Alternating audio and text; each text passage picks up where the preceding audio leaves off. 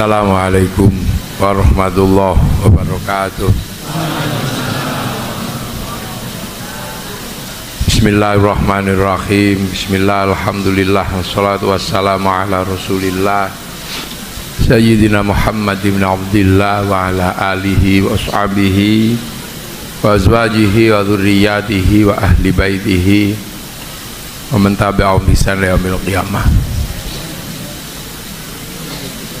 Para alim, para ulama, para kiai yang sangat kita cintai, kita banggakan, Bapak Wakil Gubernur Gus Yassin yang kita cintai, para jamaah sholat tarweh di gubernuran,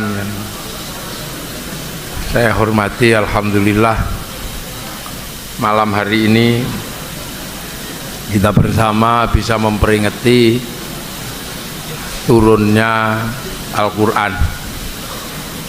Jadi Al-Quran itu turun, jadi bahasanya adalah turun, nuzulul Quran, turunnya Al-Quran. Turun itu pasti yang dibayangkan adalah dari atas ke bawah, jadi dari tempat tinggi ke tempat yang rendah.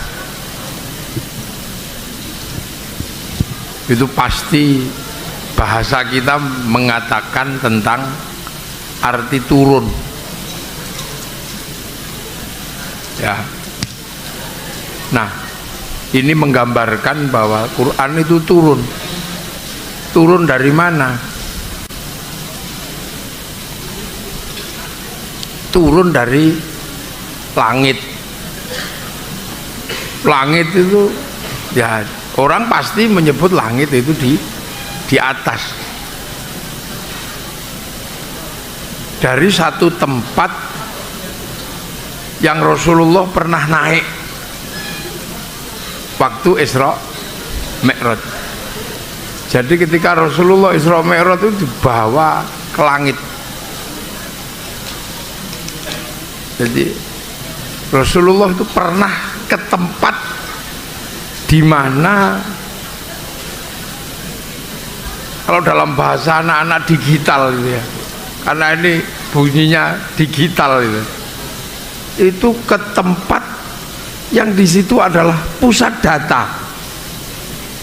Jadi di langit itu waktu Rasulullah naik ke langit Isra Mi'raj itu sampai ke tempat yang namanya pusat data, cloud gitu kalau anak milenial, cloud.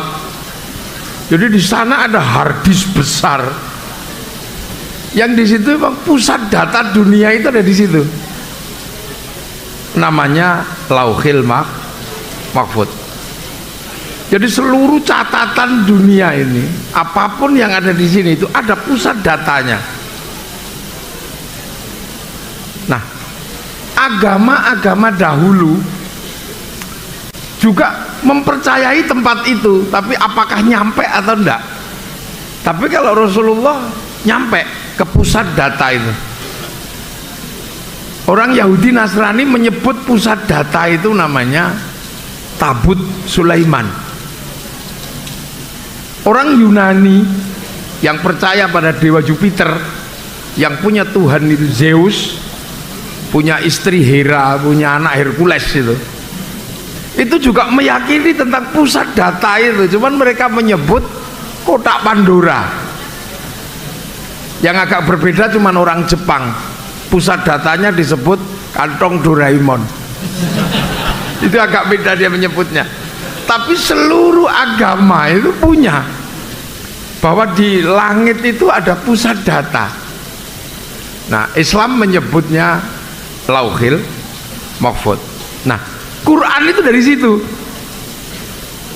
Bal huwa Qur'anul Majid fi Lauhil Mahfuz. Jadi fi Lauhil Mahfuz itu jelas ini bal huwa Qur'anum Majid fi lauhim mahfuz. Itu jelas disebut di pusat. Dari Quran itu memang berasal dari pusat data itu. Makanya manusia ini terhubung erat dengan pusat data. Karena manusia sebelum sampai ke sini itu registrasi dulu juga di situ.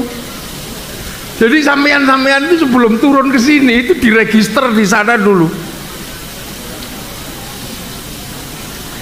Diregister. Jadi manusia ini registrasi dulu di pusat data itu. Oleh Allah ditanya, alastu birabbikum, kamu nanti kalau tak turunkan ke sana itu kamu masih ingat gak kalau aku ini Tuhanmu? Qalu bala syahidna, iya ya Allah, aku tetap jadi saksi engkau Tuhan, engkau Allah. Ya sudah, kalau kau tetap percaya, tak turunkan ya, tak kasih paketan kamu, rizkimu sekian, paketannya ada paketannya, nyawamu sekian.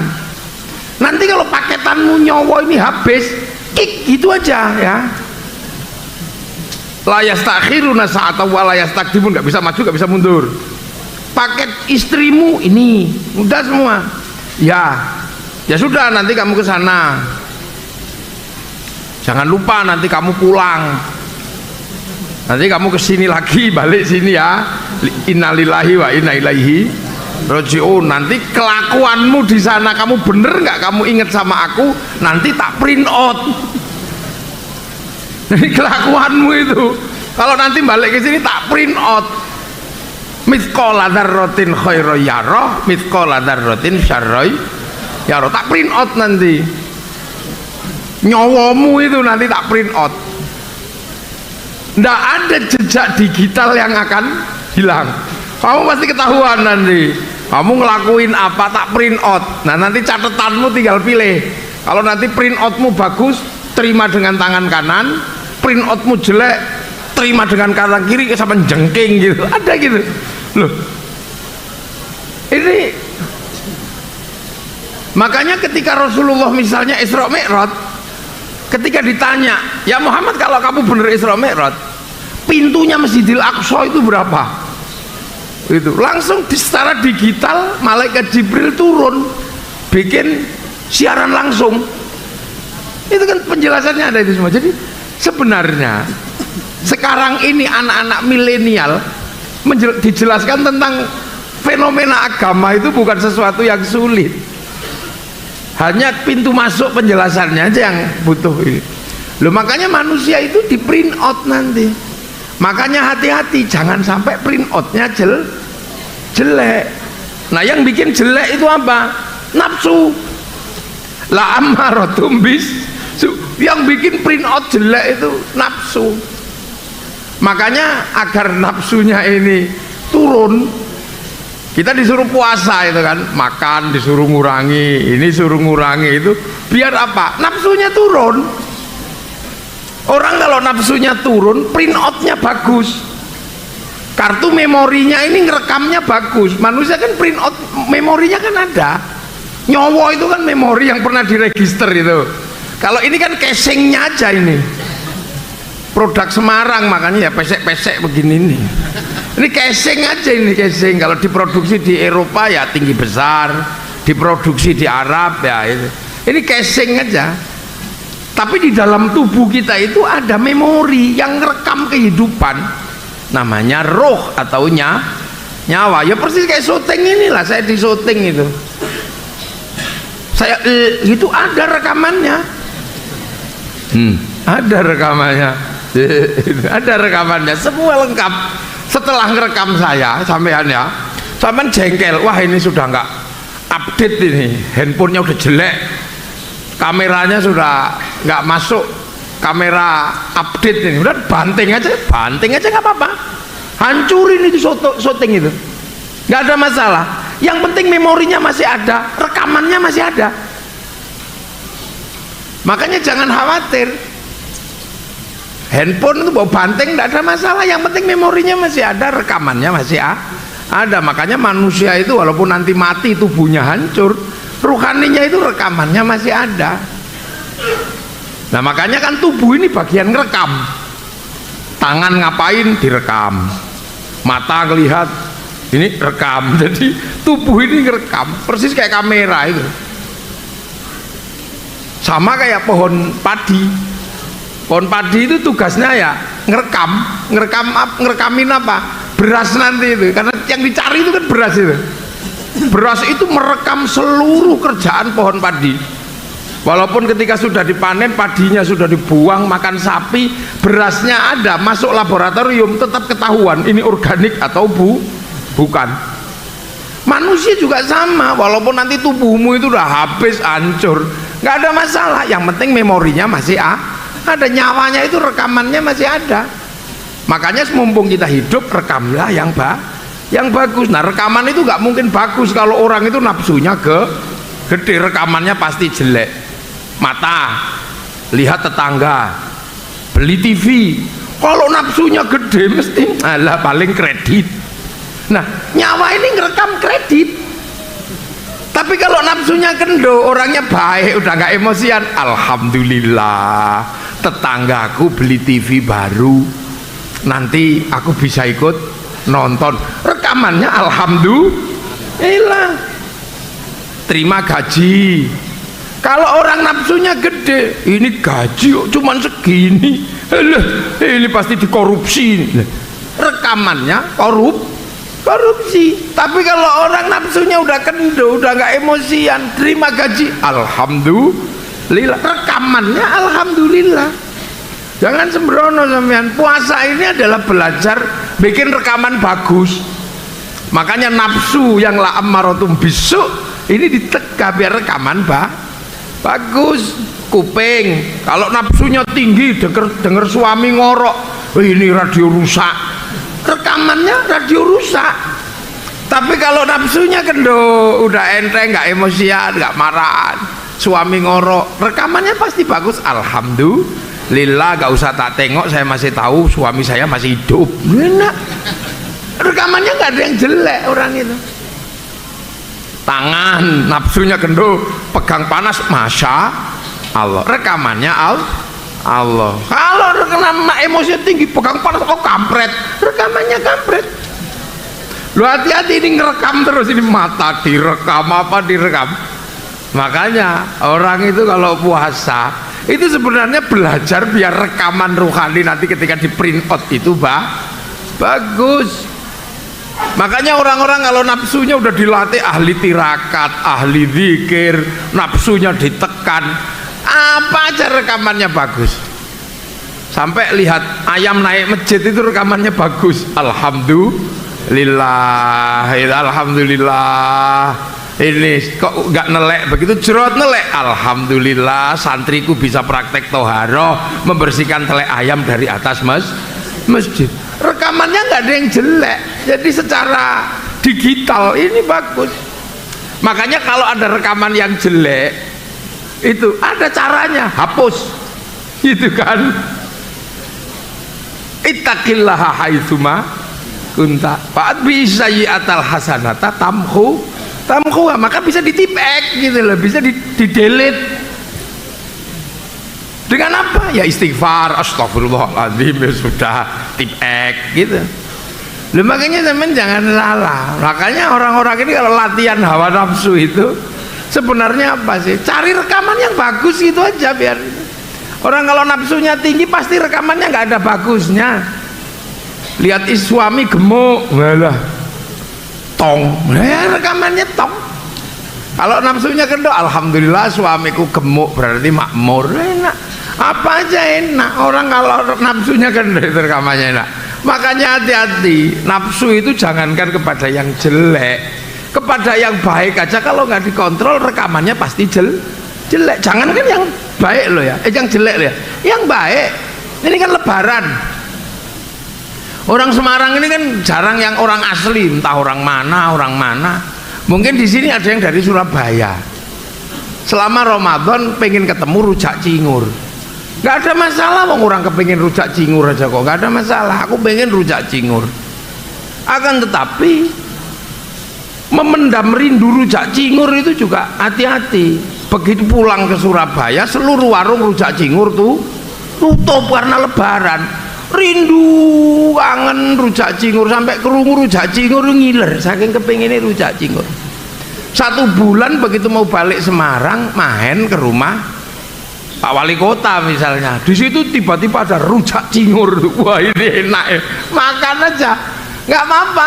Tapi hati-hati ya, rujak cingur yang tersedia pertama kali setelah merindukan selama 1 bulan itu sangat berbahaya. Berbahaya buat siapa? Buat rohani, karena kerinduan itu begitu dimakan mesti nikmatnya luar biasa. Urang umum enake, wah ini karena 1 bulan rindu sudah keturutan, akhirnya alhamdulillah gitu. Akhirnya sore-sore main ke rumah Pak Gubernur, ya kan, tadi wali kota ke Pak Gubernur. Begitu ke Pak Gubernur dilalai rujak cingur juga. Wah rujak cingur, tapi udah keturutan pagi, udah nggak terlalu kepengen. Tapi nggak enak sama Pak Gubernur, akhirnya makan juga. Pasti di dalam kepalanya, bah enakan tempatnya Pak Wali Kota. Wong tadi itu nafsunya gede, yang ini udah nggak, wah enakan tempatnya Pak Wali Kota. Pak Wali Kota. Begitu sampean merasa enakan tempatnya Pak Wali Kota, sampean ribut sama Allah. Wong pagi ini dan sore ini di tempat berbeda. Sore ini Allah kasih yang ini kok masih nggak terima, masih membayangkan yang pagi. La in syakartum la azidannakum wa la in kafartum inna adabi lasyadid. Jadi nafsu ini rekamannya jelek, makanya orang-orang ini kalau sudah rekamannya ini hati-hati sampean punya rekaman. Makanya kiai-kiai selain puasa Ramadan punya riyadhah untuk apa? Biar nafsunya ini turun, rekamannya bagus. Makanya sekarang ini banyak orang nggak suka riyadhah, puasa ya normatif, maka apa saja rekamannya jelek.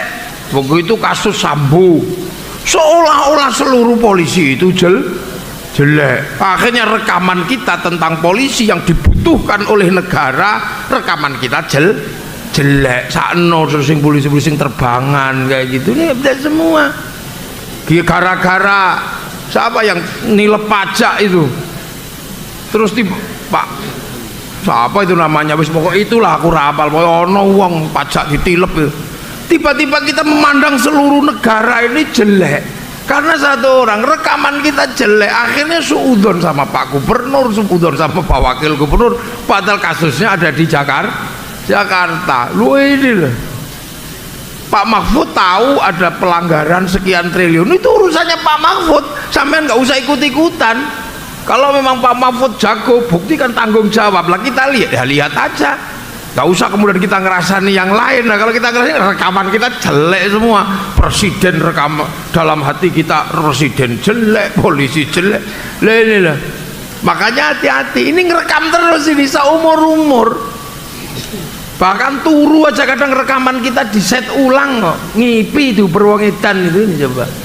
Jadi manusia ini punya, sampean punya memori itu rekaman. Besok ketika kemudian tubuh kita diambil oleh Allah, diambil memorinya ini, ya masuk ke rekaman-rekaman Allah itu di sana, terus di print out. Lagi ada print out, ada kambingnya, ada radio rusaknya, ini apa ini? Makanya nenek moyang kita, para alim, para ulama sudah besok wajahmu digawe kaya film sak layar didelok ini lakonmu, karena memori kita diputer ulang. Hati-hati. Makanya sampean diem-diem ya kerekam karena terkoneksi. Ruhani ini terkoneksi dengan Lauhil Mahfud. Makanya seperti handphone itu, kartunya terhubung dengan satelit, maka apapun yang dilakukan oleh handphone itu ketahuan, digitalnya ada, jejak digitalnya nggak mungkin hilang, pasti ada itu. Korupsi ada di situ kalau pakai HP, bisa di print out, gitu ya, di print out, bayar walaupun sampai gelap-gelapan kok tiba-tiba gitu ya, ada pulsanya yang bayar ya, kepotong dengan sendirinya, otomatis. Sama dengan sampean sholat, ya udah itu. Makanya kita ini hidup ini tidak ada yang tiba-tiba lepas. Makanya manusia tidak boleh lupa bahwa kita ini punya sistem jaringan cloud yang ada di langit yang kita bisa online. Caranya online gimana? Ya ke pemancar. Makanya di dunia ini ada pemancar yang menghubungkan dengan Lauhil Mahfuz. Pemancarnya di mana? Di Mekah itu. Yang disebut inna awwala baiti wudi'a lin-nasi lalladzi bi Bakkah mubarakah. Itu pemancar Lauhil Mahfuz sana yang ada di dunia. Makanya kita online ke sana setiap hari online. 5 kali ngadep ke sana, nggak boleh ngadep ke tempat yang lain, nggak boleh. Fawalli wajhaka syatral masjidil haram, online ke sana. Allahu akbar. Terserah sampean mau pakai pulsa jangka panjang atau miss call, ya boleh aja. Allah miss call. Maka sampean nggak usah ribut. Ada sholat tarweh kok miss call, nggak masalah. Ya ada jejak digitalnya ada. Sampai mau berlama-lama Bismillahirrahmanirrahim batuknya 10 kali ya nggak apa-apa, itu saking nikmatnya online loh. Ya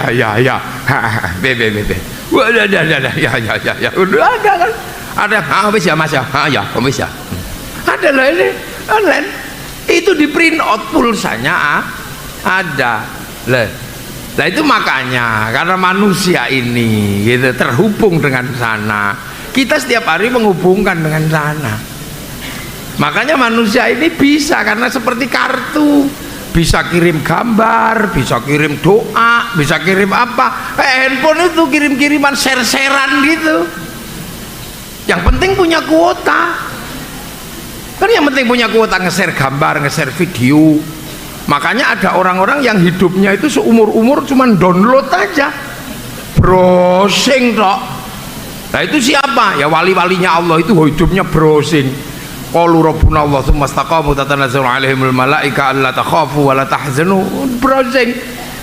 Jangan dikira Kanjeng Nabi itu dapat Quran itu 15 tahun naik turun Gua Hira. Browsing di situ online, kholwat tahannus. Makanya kalau ada yang mengatakan Rasulullah itu kayak orang Jawa karena suka bertapa, ya enggak, orang Arab ya suka bertapa, sama saja. Buktinya apa? Buktinya punya bahasa tahannus. Orang kalau punya bahasa itu berarti punya kelakuannya. Orang Arab punya bahasa kok kholwat, tahannus. Artinya orang sana juga suka puasa, suka meditasi, semedi gitu. Cuman orang Arab berikutnya karena sudah mendapatkan produk, dia cuman make, nggak online lagi. Sama kayak kita.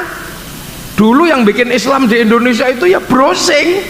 Jangan dikira Sunan Kalijaga 3 tahun, Sunan Geseng 3 tahun, dapat Thariqah Syekh Abdul Qadir Al Jilani, browsing itu 25 tahun di padang pasir. Browsing sebelum mendirikan kerajaan Mataram, Panembahan Senopati, online itu di Bang Lampir 20 tahun ini.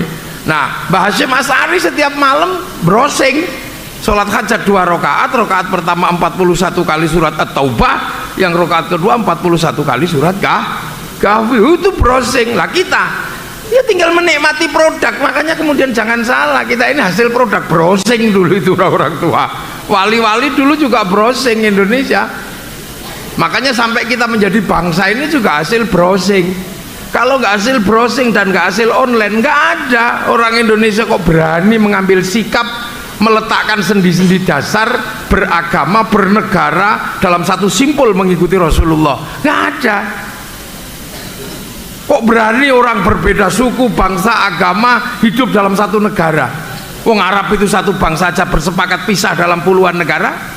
Eropa satu bangsa bersepakat pisah dalam puluhan negara. Afrika satu bangsa bersepakat pisah puluhan negara. Kita ini puluhan bangsa, suku dan agama bersepakat dalam satu negara kesatuan Republik Indonesia. Itu kalau nggak download nggak berani. Para wali-wali itu download, nyang-nyangan, dan Rasulullah memberkati. Makanya kemudian bahasanya Rasulullah dipakai di Indonesia. Kullukum ra'in wa kullukum mas'ulun an ra'ayati. Kalian semua adalah para pemimpin yang harus hidup saling bertanggung jawab. Dalam konsep itu disebut ra'iyah. Ra'iyah itulah yang akhirnya dipakai di Indonesia menjadi rakyat. Rakyat itu bahasanya Rasul. Makanya kita ini orang berbeda suku, bangsa, agama bisa menjadi Satu hidup saling bertanggung jawab, dan satu-satunya bangsa muslim dunia yang sanggup mengambil kalimat ra'iyah untuk warga bangsanya hanya muslim Indonesia. Itu dipikir nggak downloadan, itu downloadan. Para wali gini tiap malam langsung browsing ke Lauhil Mahfuz, paling tidak ini apa berselancar itu. Loh, makanya kita ini juga diajarkan kalau kamu nggak bisa browsing, senengannya kirim gambar, maka hati-hati, kamu harus punya paket data. Dan jangan lupa yang kamu share kemana-mana itu kalau bisa hasil downloadan. Makanya doa itu sebaiknya pakai doanya para wali yang terregister di sana, hasil downloadan. Jangan nyusun sendiri doa itu, kan sekarang orang suka menyusun sendiri doa itu. Karya anak-anak sekarang hasil seperti syair ditulis jadi doa, itu karya sastra. Tapi doa-doa ulama dulu browsing, solawat dulu browsing, solawat naria itu download zaman kira, itu nggak ngarang, download. Makanya doa-doa dulu itu walaupun kalimatnya aneh-aneh manjur, wong itu downloadan. Sekarang walaupun berbusa-busa Tuhan gini, downloadan. Makanya orang-orang yang kerjaannya download doanya manjur. Makanya bersyukurlah kita ini kalau doanya nggak terlalu manjur. Kita harus bersyukur kalau doa kita nggak manjur, nggak apa-apa. Kalau orang doanya nggak manjur berarti kalau keliru nggak langsung ditempelin sama Allah, itu aja. Loh, wali-wali itu doanya manjur, tapi begitu keliru langsung diingetin, kasih peringatan sama Allah. Nah kita ini kan berdoa jarang manjur, makanya kalau keliru ya biasa aja. Loh, enaknya di situ. Maka loh, Syekh Abdul Qadir baru aja menikmati duduk di atas unta, oh kok enak ya numpak unta, ketemu pemabuk langsung ditanya, diperingatkan sama Allah. Mabuknya bertanya, ya Syekh, apa saya ini pemabuk ya Syekh, kira-kira Allah bisa nggak merubah pemabuk ini tiba-tiba menjadi orang baik? Ya bisa.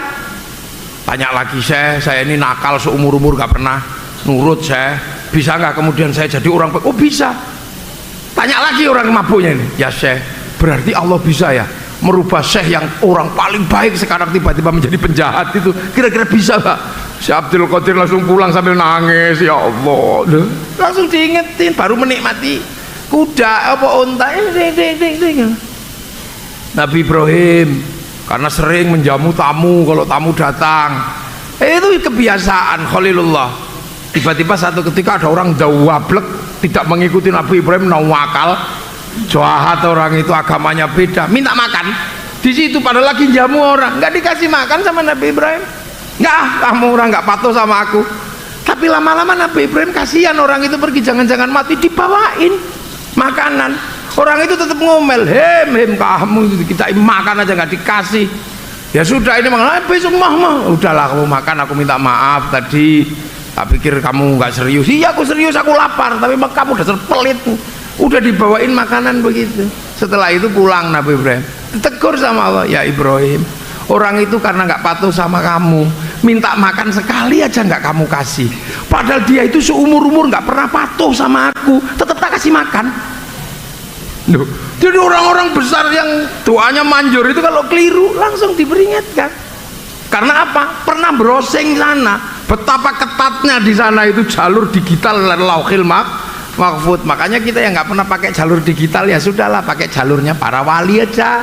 Kalau ngirim doa, ngirim apa ya sudah pakai jalurnya para wali. Kalau makanya kita ini kalau berdoa biasanya pakai jalurnya para wali, ila hadratin nabiyil mustafa wa ila jami auliya illah minal masyariq ila magharibi fi bari wa bakar Rasul Syekh Abdul Qadir Al-Jilani langsung wali abaina ummahatina masyayikhina nakhusun ila ruhi Pak Dewa Dul wa ila jami hajatina al-Fatihah, bet gitu udah. Loh itu nyampe nggak? Ya nyampe, jangankan doa dibagi kok nggak nyampe, wong sepak bola aja nyampe. Nah, kita kan nggak perlu nonton Piala Dunia, satu orang aja nonton, di syuting kemudian dinaikkan ke satelit, dibagi ke seluruh dunia, bagiannya sama, namanya siaran langsung. Makanya orang kalau nggak percaya doa bisa dibagi, orang itu nggak punya TV. Jadi tawassul namanya. Nah ini sebenarnya dunia ini sudah digital. Loh, makanya agar kita ini tahu, karena kita ini adalah makhluk iliyin yang dalam bahasa Eropa disebut alien, makhluk iliyin sana itu dari atas sana, nyawa kita trigger sana, agar kita nggak keliru. Maka kemudian seperti TV keluar dari pabrik kasih buku produk gitu loh, produk pemakaian. Makanya hudal linnas Quran itu, hudal lil muttaqin, untuk apa? Petunjuk, karena kita ini produk sana, jangan sampai sini keliru jalur. Makanya Quran diturunkan agar kita ini punya petunjuk pemakaian. Makanya semua manusia pernah dikasih itu, tergantung eranya. Zaman Nabi Ibrahim semua orang keliru karena nyembah Namrud, kasih suhuf. Zaman Nabi Dawud semua orang keliru, kasih Zabur. Zaman Nabi Musa semua orang tersesat nyembah Fir'aun, kasih Taurat. Zaman Nabi Isa semua orang keliru nyembah patung, kasih Injil. Zaman Nabi Muhammad, nah manusia semuanya keliru, dikasih Al-Quran. Makanya orang Islam ketika percaya Quran juga harus tahu sebelum itu sudah ada petunjuk-petunjuk. Makanya alladzina yu'minuna bima unzila ilaika wa ma unzila min qablik, sama buku-buku lama. Nah makanya kalau kemudian sekarang masih ada yang pakai petunjuk lama, ya jangan ribut. Masih ada yang menggunakan petunjuk Injil, masih ada yang menggunakan petunjuk Taurat, masih ada yang menggunakan petunjuk Zabur. Lah kita menggunakan petunjuk Al-Quran. Makanya biar nggak ribut, Nabi Muhammad dinaikkan ke Lauhil Mahfud untuk mencari garis demarkasi agar tidak ribut. Makanya garis demarkasinya dari mana? Garis demarkasinya minal Masjidil Haram ilal Masjidil Aqsa, karena dua-duanya problemnya di situ. Yang di Masjidil Aqsa Taurat, Injil, yang di Masjidil Haram Al-Quran. Tapi bahwa 3-4 kitab besar petunjuk dunia ini menjadi barokah. Makanya Masjidil Haram ya barokah, Masjidil Aqsa ya barokah. Maka disebut alladzi barokna haulahu, karena sama-sama pegang petunjuk. Jadi jangan dikira sampean. Nah yang alladzi barokna haulahu, yang berpegang di Masjidil Aqsa bergerak ke Eropa. Nah salah satunya yang dari Masjidil Haram bergerak ke Indonesia lah, yang bergerak ke Eropa. Makanya yang ke Eropa ini menguasai teknologi logam, karena di sana ini banyak sekali orang Yahudi. Orang Yahudi masih memegang kitab Taurat dan kitab Zabur. Kitab Zabur itu kitabnya Nabi Dawud. Nabi Dawud itu raja logam. Raja logam Nabi Dawud. Makanya teknologi logam dunia itu yang menguasai ya orang Yahudi. Karena apa? Punya kitab Zabur. Sampai nggak perlu bertanya yang asli mana, pokoknya mereka masih pegang. Jadi Zabur ini isinya mengahli logam dunia. Orang Nasrani pegang Injil. Ya di situ pengobatan apa, wong nabinya itu tabib besar Nabi Isa. Makanya obat-obatan, rumah sakit, farmasi, sampai vaksin, sampai apa masih dominasi orang Eropa. Nah di era digital ini ketemu semua. Yang Eropa dan Asia yang tadinya berpegang pada jaringan Masjidil Aqsa, berpegang pada jaringan Masjidil Haram, ketemu. Nah inilah yang namanya era digital, keluar dari era analog. Ini kita ketemu, kita ngaji gini, ya yang mempertemukan apa? WhatsApp. Siapa yang bikin? Mark Zuckerberg, orang Eropa. Kita kemana-mana bisa lebih mudah, pergi haji pakai bank. Yang mempertemukan siapa? Rothschild, Rockefeller, orang Yahudi yang memiliki bank devisa New York sama bank London. Sama. Orang Islam pergi haji, yang naik pesawat, yang punya pesawat siapa? Ya perusahaan-perusahaan Eropa, ada Boeing, ada Airbus. Istri kita cantik, ya karena apa? Pakai bedak Prancis. Produknya masih dari sana semua. Lah pertanyaannya adalah kaum muslimin ini bergeraknya kapan? Ya mari pelan-pelan bersama-sama. Kan gitu. Karena apa? Quran itu hudal lil muttaqin. Nah muttaqin itu siapa? Alladzina yu'minuna bil ghaib. Itu pertama kali. Sementara kita ini hari ini paling ribut dengan ghaib. Jadi muttaqin yang berbicara tentang ghaib hari ini dipersoalkan luar biasa. Ada kaum muslimin yang sekarang selalu setiap hari membicarakan gaib, dan setiap berbicara gaib keluarnya langsung musyrik. Nah ya sudah, artinya pintu masuk pertama menjadi muttaqin sekarang jadi bermasalah di kalangan kaum muslimin. Kenapa akik dipersoalkan? Karena gaib. Kenapa keris dipersoalkan? Karena gaib. Kenapa ziarah kubur para wali karena gaib. Kenapa doa bersama disebut ini? Karena gaib. Jadi dengan gaib itu ada hari ini kaum muslimin yang antipati. Padahal Quran itu hudal lil muttaqin. Muttaqin itu pertama adalah yu'minu nabil gaib. Ini yang kadang kita ini. Sementara ulama-ulama gaib sendiri wais dimusyrikno, kafir musyrik setiap hari. Toreko dimusyrikno, belajar hizib musyrik. Dulu kalau di pesantren masih agar anak-anak mengicipi gaib itu diajarkan hizib, bacok ting gitu aja. Makanya kan jajal waja'alna min baini aidim saddan wa min khalfihim saddan faqshaynahum fahum la yubsirun. Lu itu Quran hudalil muttaqin bil gaib, di situ ada gaibnya. Mencintai perempuan kok ditolak, jajal kegaibannya apa? Innahu min Sulaiman wa innahu bismillahirrahmanirrahim. Punya istri cerewet, hati jajal kegaibannya apa? Sumumbuk mun umyum faumlah. Ya dulu itu ada pelajaran-pelajaran itu.